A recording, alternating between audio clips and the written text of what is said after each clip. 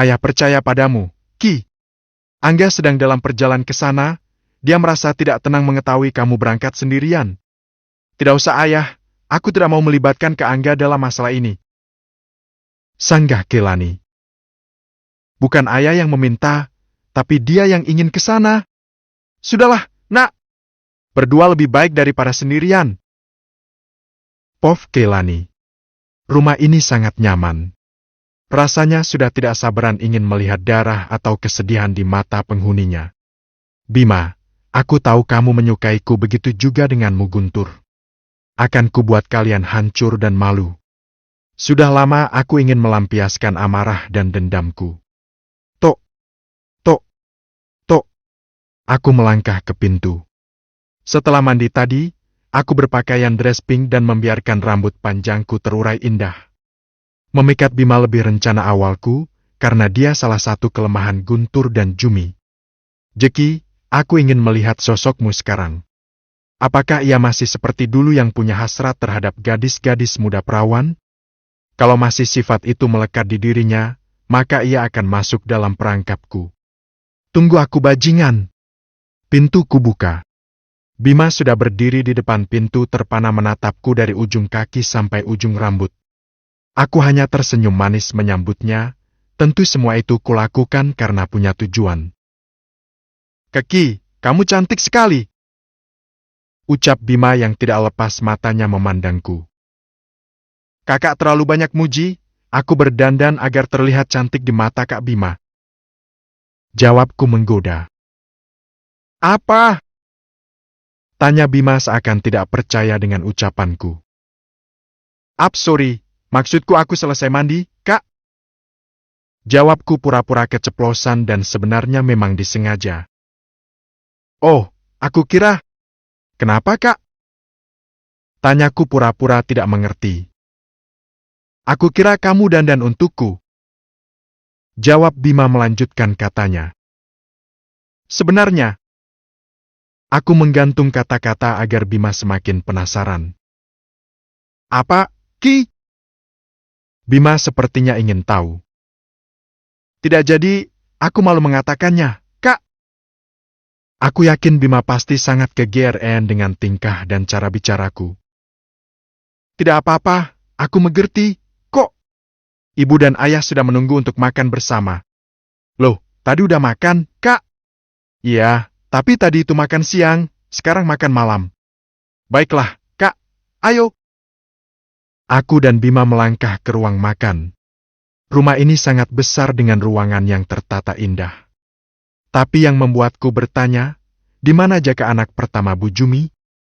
Dulu waktu kecil dia sering mengolok karena aku suka bermain layang-layang di sawah. Anak perempuan jarang yang main layang-layang waktu itu. Kala ia mengolok, aku melemparinya batu hingga Bu Jumi memarahiku. Kenangan itu masih segar diingatan. Begitu juga dengan kejadian Kak Rahmi bunuh diri di depan penduduk desa. Sampai di ruang makan, kulihat Bu Jumi dan Pak Guntur sudah duduk di kursi meja makan. Tapi yang membuat mataku terpana melihat seorang lelaki muda juga duduk menatapku melangkah mendekati meja makan. Tatapannya tajam sekali. Ayo duduk, Ki. Ucap Bu Jumi menunjuk ke sebuah kursi di samping lelaki yang belum aku ketahui siapa dia. Terima kasih, Tante. Jawabku dengan suara lembut. Lelaki di sampingku ini tidak hentinya menatapku. Bukan hanya dia, tapi Pak Guntur juga sepertinya terpesona melihatku. Dasar bajingan. Gumamku di hati meskipun bibirku tersenyum manis. Siapa dia, Bu? Tanya lelaki di sampingku kepada Bu Jumi. Dari cara bicaranya aku yakin dia putra pertama Bu Jumi yaitu Jaka. Keki, kenalkan ini Jaka putra pertamaku atau kakak dari Bima. Bu Jumi menunjuk Jaka. Aku mengulurkan tangan ingin bersalaman. Tanpa menunggu lama, Jaka langsung menyambut tanganku bersalaman dan genggaman tangannya sangat erat seperti ingin melepaskan. Aku Keki, Kak. Ucapku sambil tetap tersenyum manis. Aku Jaka. Jawab Jaka gugup menatap mataku. Ya, ia terpesona. Sudah, Kak, jangan lama-lama megang tangan Keki. Ujar Bima seperti cemburu. Maaf, aku hanya kaget ada seorang gadis di rumah ini. Jawab Jaka dan langsung melepaskan tanganku. 3 lelaki di rumah ini sepertinya mengagumi kecantikanku. Menyusun rencana agar aku bisa membuat kacau kehidupan Guntur dan putra-putranya. Sepertinya tidak sulit karena mereka sangat jelas mengagumiku. Kecantikan ini berhasil menjadi senjata. Bu Jumi, kamu akan menyaksikan permainanku sebentar lagi, gumamku di hati sambil menyantap makanan yang terhidang di meja makan ini. Sedang makan bersama kulihat Jaka dan Bima mencuri pandang melirikku. Bukan hanya 2 bersaudara ini, tapi Pak Guntur juga seperti itu. Bu Jumi juga sesekali menatapku seperti menyelidiki, aku tetap melempar senyum seperti gadis lugu atau gadis baik-baik. Kamu berapa orang bersaudara, Ki? Tanya Bu Jumi sambil menyantap makanannya. 2, Tante. Kakakku laki-laki dan sudah tamat kuliah, tapi belum dapat pekerjaan. Jawabku dengan sangat ramah. Kenapa belum dapat kerjaan? Tanya Pak Guntur yang ikut menanggapi ceritaku. Sudah banyak melamar tapi belum juga ada panggilan, padahal kakakku tamatan sarjana akuntansi. Wah, hebat itu, bisa mengelola keuangan perusahaan. Kakakmu laki-laki atau perempuan? Sepertinya Bu Jumi tertarik dengan ceritaku. Laki-laki, Tante? Sekarang kakakku sedang perjalanan ke desa ini untuk menemaniku. Tadinya aku bilang tidak usah karena aku sudah besar dan desa ini penduduknya baik-baik. Mungkin karena aku adik satu-satunya. Mereka menganggukkan kepala sejenak mendengar ceritaku. Kak Angga, dia adalah keponakan ayah satu-satunya. Selama ini kami sama-sama latihan bela diri dengan guru yang sama.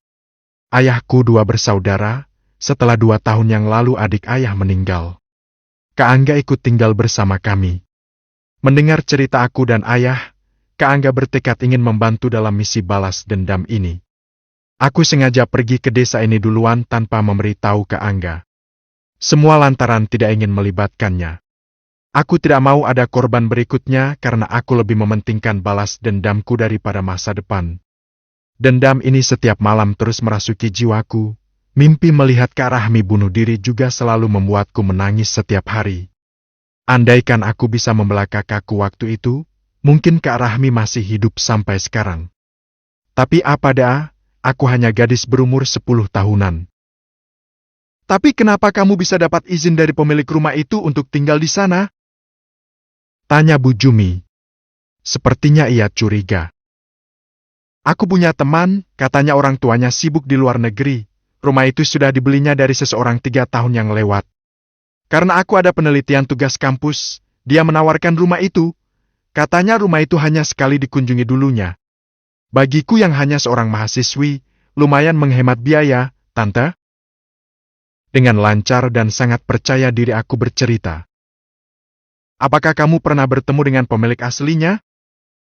Tanya Pak Guntur lagi. Tidak pernah, Om, itulah makanya sebagai bukti agar bisa tinggal di rumah itu, mereka memberikan KPN sertifikat rumah, agar aku tidak dituduh yang macam-macam nantinya. Sepertinya mereka sedikit curiga. Aku harus percaya diri agar mereka percaya dengan cerita bohong ini. Lagian tidak ada lagi Lani gadis kecil kumal dan hitam yang mereka kenal. Aku harus bisa mengambil hati mereka. Tiba-tiba ponselku berdering. Kulihat ke layarnya, ada panggilan masuk dari Kak Angga. Segera ku tempelkan benda pipi itu di daun telinga agar tidak terlihat sedang menyembunyikan sesuatu. Halo Kak Angga? Iya Kak, jangan khawatir, aku baik-baik saja. Aku sekarang di rumah salah satu keluarga yang sangat baik di desa ini. Apa? Oke deh, Kakak masuk saja ke desa ini dan tanya saja rumah Pak Guntur. Aku di sini. Padahal Kak Angga belum banyak tanya, tapi aku sudah menjelaskan dengan cepat agar tidak ada kecurigaan dari pemilik rumah. Selesai berbicara di ponsel, aku melanjutkan menyantap makananku. Itu kakakmu, Ki? Tanya Bima. Iya, Kak Bima. Dia sedang dalam perjalanan ke desa ini. Jawabku dengan tenang. Oh ya, Kak. rumah yang aku tuju yang mana ya? Tayaku lagi. Nanti akan aku antar, sebaiknya tunggu kakakmu dulu di sini. Jawab Bima. Aku tidak enak merepotkan tante dan om, aku orang baru berkunjung dan... Aku tidak melanjutkan kata-kataku seperti sungkan. Tidak usah sungkan, Ki, tunggulah di sini. Lagian rumah ini cukup besar menerima banyak tamu. Jawab Bu Jumi. Terima kasih, Tante, Om, aku sangat beruntung bertemu Tante karena wanita yang sangat baik dan juga sangat keibuan. Jawabku yang membuat Bu Jumi tersanjung. Ya, Tante ini juga wanita yang kuat mendampingiku, Ki. Timpal Pak Guntur memuji istrinya, dan sesaat mereka saling bertatapan tersenyum. Bu Jumi sangat percaya dengan suaminya. Atau dia menutup telinga dengan tingkah suaminya karena demi nama baik? Entahlah, aku belum bisa membaca sikap mereka. Aku pasti akan mendapat jawaban sebentar lagi, kenapa Bu Jumi tidak percaya dengan kata-kataku waktu itu.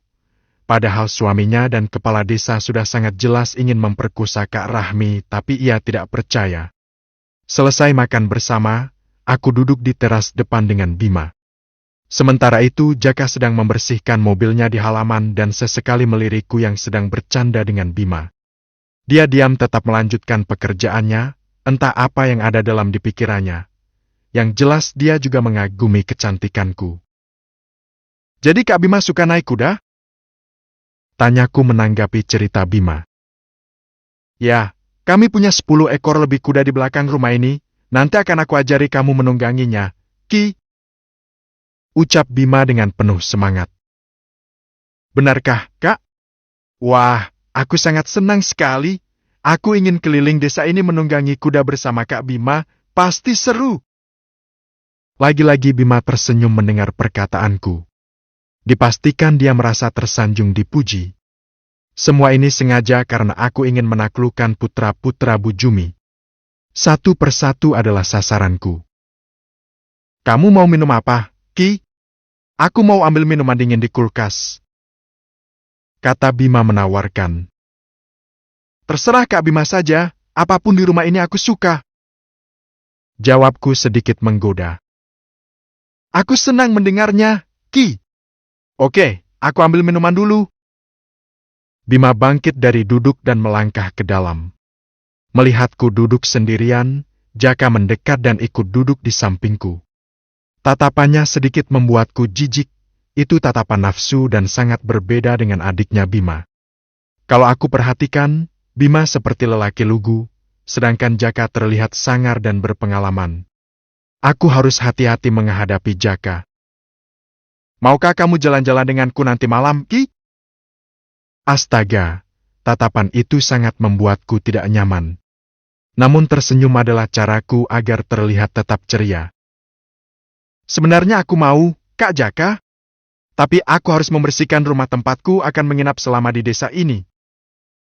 Jawabku menantang sorot matanya. Aku suka melihat gadis cantik sepertimu. Makasih, Kak. Aku juga suka melihat Kak Jaka lelaki yang baik. Jawabku sedikit menekan suara agar terlihat meyakinkan. Ini minumnya, Ki. Tiba-tiba Bima datang dan menyodorkan minuman kaleng dingin padaku. Terima kasih, Kak Bima. Jawabku dan langsung membuka minuman kaleng itu dan meminumnya. Jaka dan Bima menatapku minum seperti melihat sebuah pertunjukan yang menarik. Mereka juga menelan air ludah melihat bibirku sedikit basah karena minuman. Dasar lelaki bajingan, sama bajingannya dengan ayahnya, gumamku di hati dan tetap memperlihatkan senyum di bibir merahku. Kak, bisa antar aku ke rumah yang aku cari? Aku belum pernah ke desa ini sebelumnya. Pintaku ke Bima. Bisa, Ki. Jawab Bima semangat. Aku saja yang mengantarmu, Ki. Jaka juga menawarkan diri. Kalau Kak Bima dan Kak Jaka mau mengantarku, ayo kita berangkat bertiga. Jawabku yang langsung disetujui oleh kedua kakak beradik ini. Akhirnya kami jalan kaki bertiga. Aku melangkah diapit dua lelaki ini. Saat kami berpapasan dengan penduduk desa yang lewat, Mereka terpana menatapku, entah apa yang mereka pikirkan. Ini rumahnya, Ki. Bima menunjuk ke rumah yang sudah lama ingin kukunjungi. Rumah yang ada kuburan Kak Rahmi di belakangnya. Sesaat bayangan masa lalu melintas di benak, rasa sakit hati serta dendam tambah bersemayam di dadaku. Kak Rahmi, aku datang ingin menepati janji. Wah, harus kerja keras nih membersihkannya. Ucapku menatap rumah nenek. Biar kami bantu, jangan khawatir, Ki. Ujar Bima, sedangkan Jaka hanya diam menatapku. Saat kami ingin melangkah masuk, tiba-tiba pergelangan tangan Jaka ditarik seorang wanita dari belakang. Tentu aku sangat terkejut melihatnya. Wanita melototi Jaka. Yang membuatku terpana, aku mengenalinya. Dia adalah wanita bernama Minten yang duduk di sebelahku di kereta menuju desa ini. Mana putriku? Mana putriku? Teriak Bu Minten kepada Jaka. Lepaskan! Dasar wanita gila! Jaka berusaha melepaskan tangannya dari Bu Minten. Mana putriku? Akan kubunuh kamu! Akan kubunuh kamu kalau menyakiti putriku! Bu Minten terus berteriak dan tidak mau melepaskan pegangannya. Lepaskan! Jaka mendorong kuat badan Bu Minten hingga tersungkur di tanah. Bu Minten terus menatap Jaka dengan linangan air mata tapi seperti memendam kemarahan. Aku tidak tahu! Jangan pernah mengganggu hidupku! Bentak Jaka.